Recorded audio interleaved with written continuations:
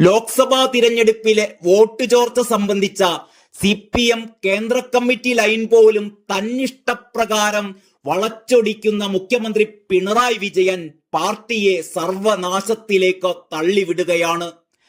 പിണറായിയെ തിരുത്താൻ പാർട്ടിയിൽ ഒരാൾ പോലും ധൈര്യം കാണിക്കാത്ത അവസ്ഥയിൽ CPM എന്ന മഹാപ്രസ്ഥാനം പിണറായിസം എന്ന അശ്ലീലത്തിലേക്ക് കൂപ്പുകുത്തുന്ന കാഴ്ചയാണ് കാണുന്നത്.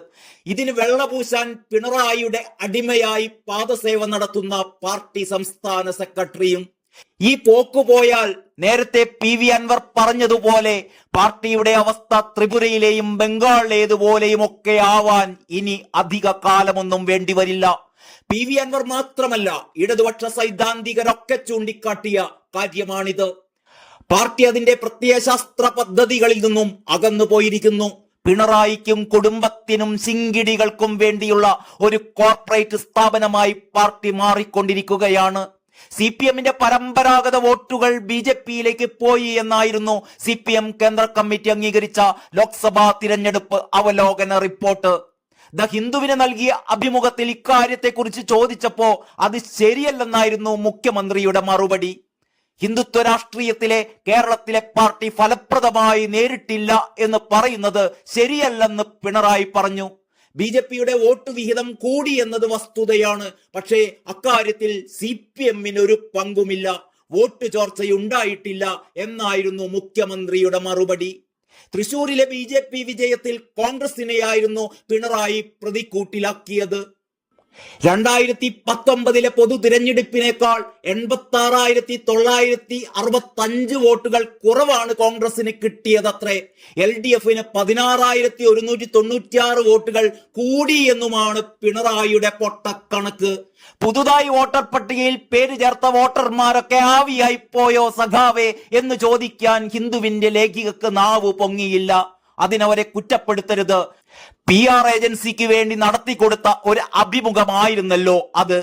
ഒട്ടേറെ മണ്ഡലങ്ങളിൽ പാർട്ടിയുടെ പരമ്പരാഗത വോട്ടുകൾ BJPയിലേക്ക് ചോർന്നുവെന്ന് ഇതിനകം തന്നെ ബോധ്യപ്പെട്ടു കഴിഞ്ഞ കാര്യമാണ്. അതാണ് സെൻട്രൽ കമ്മിറ്റിയുടെ അവലോകന റിപ്പോർട്ടിൽ ഉണ്ടായിരുന്നത്. കോൺഗ്രസിലെ ഒരു വിഭാഗത്തിന്റെ മാത്രമായിരുന്നില്ല, കാലങ്ങളായി CPMന് പിന്തുണ നൽകി വന്നിരുന്ന ക്രൈസ്തവരുടെയും വോട്ടുകൾ തൃശൂരിൽ BJPയിലേക്ക് പോയിരുന്നു. പലയിടത്തും ഇടതു വോട്ടുകൾ BJPയിലേക്ക് പോയി എന്നതൊരു വസ്തുതയാണ്. ആറ്റിങ്ങൽ, ആലപ്പുഴ മണ്ഡലങ്ങളിൽ ഇത് വളരെ വളരെ പ്രകടവുമായിരുന്നു. ഹിന്ദുത്വ രാഷ്ട്രീയവുമായി മുന്നോട്ടു പോയ BJP RSS ഫലമുണ്ടാക്കി. ഹിന്ദുത്വ രാഷ്ട്രീയവും അവരുടെ പ്രവർത്തനങ്ങളും ചെറുക്കാൻ നമുക്ക് വേണ്ടത്ര ശ്രദ്ധ പതിപ്പിക്കാനായില്ല. ഇത് മുൻഗണനാടിസ്ഥാനത്തിൽ ഏറ്റെടുക്കണമെന്നും സെൻട്രൽ കമ്മിറ്റി അവലോകന റിപ്പോർട്ടിൽ പറഞ്ഞിരുന്നു. പിണറായി കേന്ദ്ര കമ്മിറ്റിയെ പോലും ധിക്കരിച്ച് സംസാരിച്ചിട്ടും സംസ്ഥാന സെക്രട്ടറി MV ഗോവിന്ദൻ മാഷിന് ഒരു ചെളിപ്പുമില്ല. PR ഏജൻസി വിവാദത്തിൽ പിണറായി പറഞ്ഞത് മുഴുവൻ കള്ളത്തരമാണെന്ന് അരിയാഹാരം കഴിക്കുന്നവർക്കൊക്കെ മനസ്സിലായി എങ്കിലും ഗോവിന്ദൻ മാഷ് പൊട്ടം കളി തുടരുകയാണ്. പിണറായിക്കെതിരെ അൻവറിനെ കളത്തിലിറക്കി കളിച്ചവരിൽ മുന്നിലുണ്ടായിരുന്ന ഗോവിന്ദൻ മാഷിനെ പിണറായി വിരട്ടിയതോടെ മാഷ് യൂട്ടേൺ അടിക്കുകയായിരുന്നു. അൻവറിനൊപ്പം ഇപ്പോഴും ചേർന്ന് നിൽക്കുന്നവരാരൊക്കെയെന്ന് ഗോവിന്ദൻ മാഷിന് കൃത്യമായിട്ട് അറിയാം. അവരും ഗോവിന്ദൻ മാഷിന്റെ ഈ യൂട്ടേൺ അടിയിൽ രോഷാകുലരാണ്.